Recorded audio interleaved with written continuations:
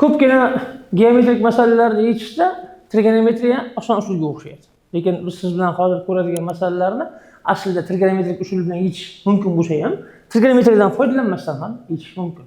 Mana shunday masalalardan namuna ko'ramiz. Demak, uchburchak berilgan. Uchburchakning bir balandligi o'tkazilgan. Balandlik hosil qilgan burchaklardan biri alfa. Endi mana bu yerda mana 2 alfa burchak bor. Xo'sh, mana 10 tomon berilgan, balandlikni 10 ning proyeksiyasi 2 bo'lgan va topish kerak, demak x kesma uzunligini, ya'ni ikkinchi tomonni proyeksiyasini. Qanday qilamiz? Bu yerda mana alfa 2 alfa. Ya'ni bu nima degani? Bir-biriga yaqinlashtirish kerak. Hozir qarasak, oldin burchaklarni topib olaylik. Birinchi burchaklar juda katta o'rin tutadi. Mana bu yerda mana 90 gradus minus alfa bo'ladi. Endi bu 2 alfaligiga e'tibor qaratsak, mana bu burchagimiz ham 90 gradus minus alfa bo'ladi. Demak, berilgan katta uchburchagimiz qanaqa uchburchak ekan? Teng yo'lli uchburchak ekan. Va mana bu yerda mana bu kesmani uzunligi x plus 2 ekan. Endi biz mana bu alfa bilan 2 alfani hozir bir-biriga yaqinlashtiramiz. Bu 2 alfa degani nima degani? Alfadan ikkita degani. Ya'ni biz alfani ikkilantirishimiz kerak. To'g'ri burchakli uchburchak alfani ikkilantirishning eng oson usuli bu to'g'ri burchakli uchburchakning gipotenuzasiga mediana o'tkazish. Ya'ni mediana o'tkazganda nima bo'ladi? Tomon teng 2 bo'lakka bo'linadi. 5 va to'g'ri burchakli uchburchakning gipotenuzasiga o'tkazilgan mediana shu tomonning yarmiga teng, bu ham 5. Yana teng yo'lli uchburchak hosil bo'ldi. Endi demak bu alfa bo'lgandan keyin bu burchagimiz ham alfa bo'ladi va mana bu burchagimiz tashqi burchak bo'lganligi uchun alfa bilan alfaning yig'indisi 2 alfa bo'ladi. Ya'ni nima bo'ldi? Mana bu uchburchagimiz bilan katta uchburchagimiz bir-biriga o'xshash bo'lib qoldi. Ya'ni 2 alfa 90 minus alfa teng yo'lli. Mana 2 alfa 90 minus alfa teng yo'lli. O'xshashlikdan demak proporsiyaga yozamiz. Kichik uchburchak yon tomoni 5 ning katta uchburchak yon tomoniga nisbati x plus 2. Kichik uchburchak asosining 2, katta uchburchak asosiga 10 ga nisbati. Mana bo'ldi. Bu yerdan demak qisqartirishni amalga oshirib, proporsiya qoidasi bo'yicha ko'paytirib olsak, x plus 2 barobar 25 va x barobar 23. Xo'sh, bu masalani yechishga boshqa yo'ldan ham borish mumkin. Tangens alfani topib, tangens 2 alfani topib, balandlikni Pifagor teoremasi orqali topib borish ham mumkin. Lekin mana bunday burchaklar orqali juda oson bo'ladi. Yana bitta masala qaraymiz. Demak, to'g'ri burchakli uchburchakning o'tkir burchaklaridan biri 15 gradus, gipotenuzaga o'tkazilgan balandlik esa 5. Gipotenuzani uzunligini topish kerak. Bu yerda yana o'sha burchakni ikkilantirishdan, chunki 15 gradusni 2 barobar 30 gradus. 30 gradus bu yaxshi burchak. Chunki jadvalda qiymati bor. Va eng muhimi, agar to'g'ri burchakli uchburchakda 30 gradusli burchak bo'lsa, u demak katet.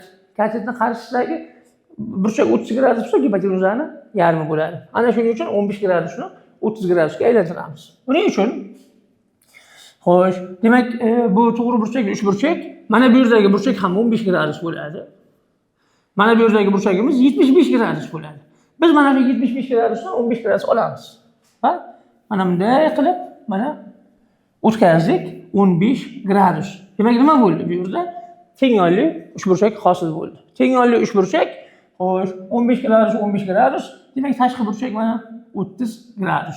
30 gradusga burchak qarshisidagi katet 5, demak mos gipotenuza 10. Demak, mana bu qismi ham 10. Mana.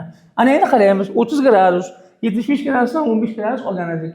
Lekin mana bu yerda yana 15 gradus bor. Demak, qolgan burchak yana 75 gradus bo'ladi. 30 ga 75 ni qo'shsak 105. Demak, mana bu burchagimiz ham 75 gradus. Endi 75 gradus teng yo'lli uchburchak, bir yon tomoni 10 ga teng, ikkinchi yon tomoni ham 10 ga teng. Demak, gipotenuzaning uzunligi 20 bo'lar ekan. Umuman olganda biz hozir nima qildik? 5 ni 2 marta ikkilantirdik. Demak, agar mana bu balandlikni h orqali berilsa, gipotenuzamiz bo'lar ekan 4h. Bu masalani ham trigonometriya yordamida yechish mumkin edi. Faqat uning uchun tangens 15 gradusning qiymatini topish kerak bo'ladi. Davom etamiz, yana bitta masala. Demak, Mana 4 burchak berilgan. Bu 4 burchakda demak ikkita qarama-qarshi burchaklari 90 gradus, B va D burchaklari C burchagi 30 gradus, BD kesmani uzunligi berilgan. 6 biz topishimiz kerak AC kesmaning uzunligini. Endi B va D burchaklar bular yig'indisi 180 gradus bo'lgan qarama-qarshi burchaklar. 4 burchakda qarama-qarshi ikkita burchak yig'indisi 180 gradus bo'lsa, unga tashqi aylana chizish mumkin. Demak, mana shu yerda mana tashqi aylana bor ekan. Bu tashqi aylana bo'lgandan keyin uni endi diametr kerak. Diametr nima bo'ladi? Diametr 90 gradusli ichki chizilgan burchak qarshisida bo'ladi. Demak, bizga kerak diametr bu mana AC ekan. Mana AC diametr ekan. Ana endi diametrdan foydalanamiz. Qanday foydalanamiz? Mana markaz. Markazni bu yoq bilan tutashtiramiz. Radius. Bu yoq bilan tutashtiramiz. Radius. Demak, bu yog'i ham radius. Bu yog'i ham radius. Endi eng qizig'i 30 gradusli ichki chizilgan burchak bo'lyapti. Demak, bunga mos markaziy burchak bu 60 gradus bo'ladi. Lekin 60 gradus teng yonli uch burchakning uchidagi burchak bo'lyapti. Demak, qolgan burchaklari ham 60 gradusdan ekan. Ya'ni mana bu tomon BD teng ekan. Mana bu yerda E desak, BE ga, EA ga, ED ga va FC ga. Demak, radius 6 ekan. Radius 6 bo'lgandan keyin, demak, bizda AC kesmani uzunligi 2 kara 6, 12 bo'ladi. Mana shunday masalalarni yechish mumkin. Hech qanday qo'shimcha qurollarsiz, faqat oddiygina shakl almashtirishlar yordamida. Agar matematikaning boshqa bo'limlaridan ham masalalarni shunday qulay, oson usulda yechishni o'rganmoqchi bo'lsangiz, bizning Telegram kanalimizga a'zo bo'ling.